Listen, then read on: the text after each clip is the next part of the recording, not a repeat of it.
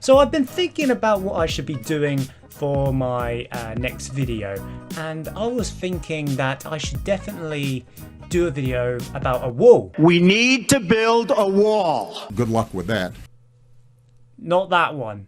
They're close, but you know, well, not that one. I am doing it on The Great Wall, which is a film starring Matt Damon, and a strong feeling that he probably won't be alone or go missing or pretty much be in the wrong place at the wrong time. Unfortunately, that last one is exactly what this film's pretty much about. So The Great Wall is directed by Zhang Yimou.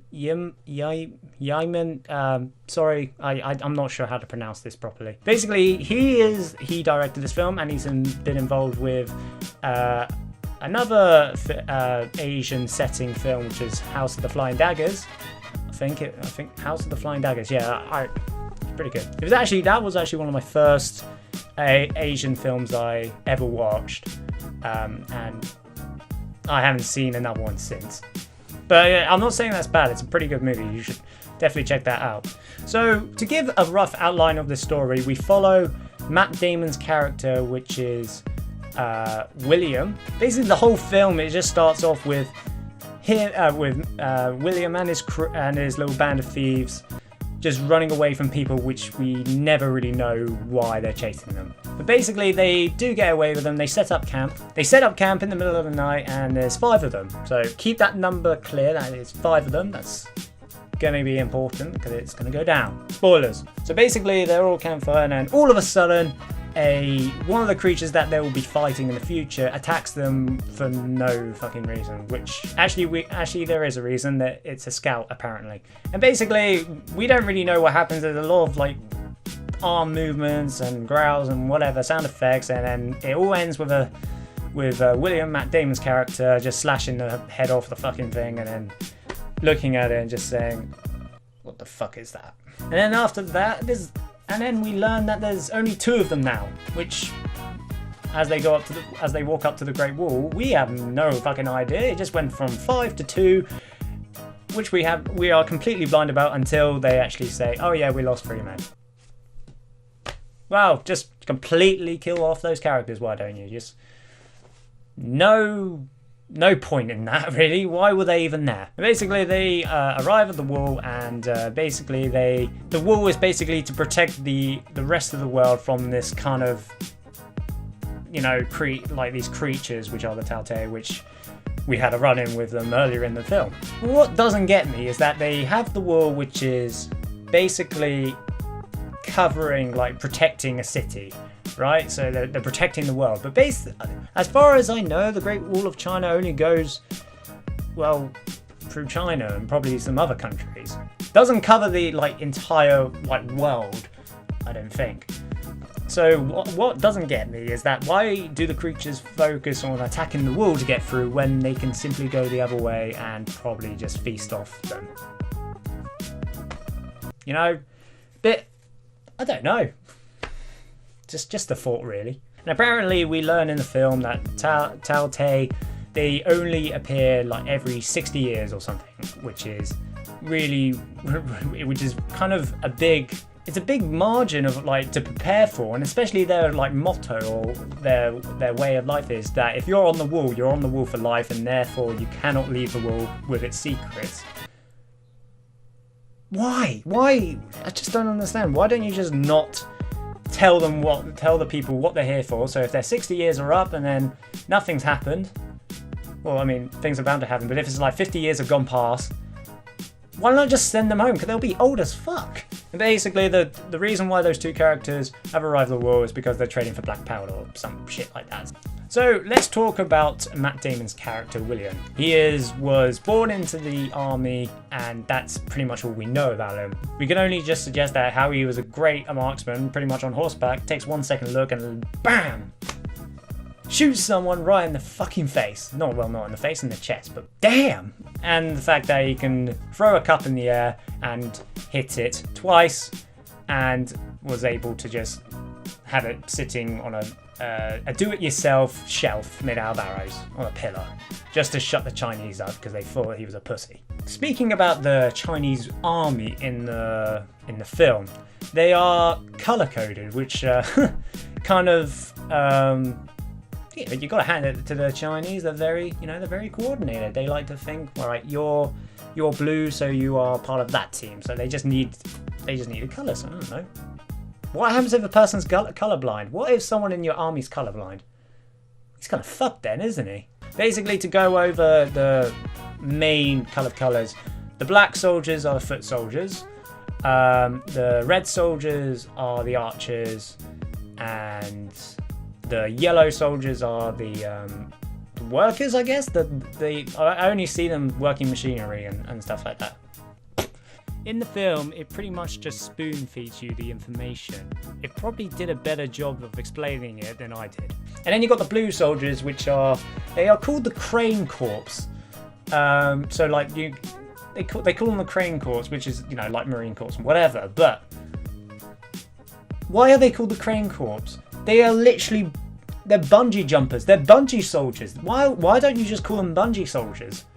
That's what they do. And to be honest, fuck that. I would not want to do that.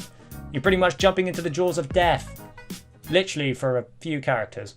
And basically, yeah, they have to just keep on holding off pretty much a relentless army of dogs. But speaking of the Taote, they come over the wall, right? And then pretty much as soon as one gets over the wall, that's pretty much like a quarter of their army gone, because they have no idea how to deal with the fucking thing.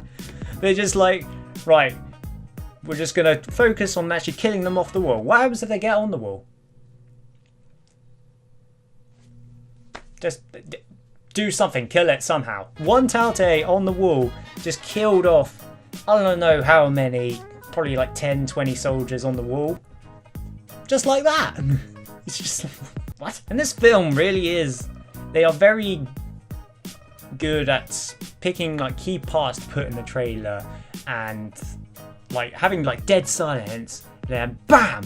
Having something happen. So there was one scene when they're trying to, I don't know, listen for them, I guess. I'm not sure what they're trying to do. And then there's a guy at the front of the wall just minding his own business, and BAM! A fucking Taote comes out of nowhere, grabs some Valivets, and says goodbye. Fucking brilliant. There's also another one where William Dafoe, who is another character, just kind of blown over pretty much, and he's kind of a bit of a bastard really in this film. But basically he convinces William's friend, thief friend if you like, to actually escape the Great Wall whilst the fighting's going on. There's actually a part where they have the black powder and they blow up the door, and they light it, they run away, they hide behind a pillar or something, and it lights up but it doesn't blow up. So I think William Dafoe's character, he's called Ballard, I think. So Ballard pretty much tells Tovar, the other thief, should have said this at the start, tells Tovar that to see if it's really gone out. And come on, we all knew what was going to happen. I mean, he walks out to check and dead silence, and BAM! A fucking explosion happens. Brilliant. Just, it's so predictable. It really was. It's just, that was like another thing there were quite a few things in this film which were pretty predictable. It's just, I don't know, this film was really weird. There's another thing, when the black powder explodes, oh, fuck. When the black powder explodes in the door and then Tovar goes flying back, he just gets up, brushes it off and carries on. What? I thought the idea of him was to get close, was to be injured in some way. I thought that was the whole point of why he had to go check and then get blown back. Didn't make any sense, because when they had to go into the field to go over the wall to actually retrieve a Taote for some reason anyway, and they get the black powder weapons and they fire it, literally about the same distance away a black powder weapon exploded, and they're fucking immobilized. They're completely paralyzed by it, temporarily. In terms of the visual effects, pretty damn good. I mean, it was pretty good, awesome action. It's just that the story did not fit well with it. And another thing, one more point to make. it was Matt Damon's actual character, because his character was meant to be European in the story, but I'm not sure that if that was an excuse to literally have a white protagonist in an Asian setting. That's kind of promoting it really wrong. I'm not sure what they were thinking there, if I'm honest. Basically, China took it well. They took it really well. Basically, they just did not like the idea of having a white protagonist taking up the main role and literally giving no sub roles or any kind of main proper role that would contribute anything to the story to an Asian man or woman. God, this is like BuzzFeed all over again. But hey ho. Anyway, guys, that was my The Great Wall review.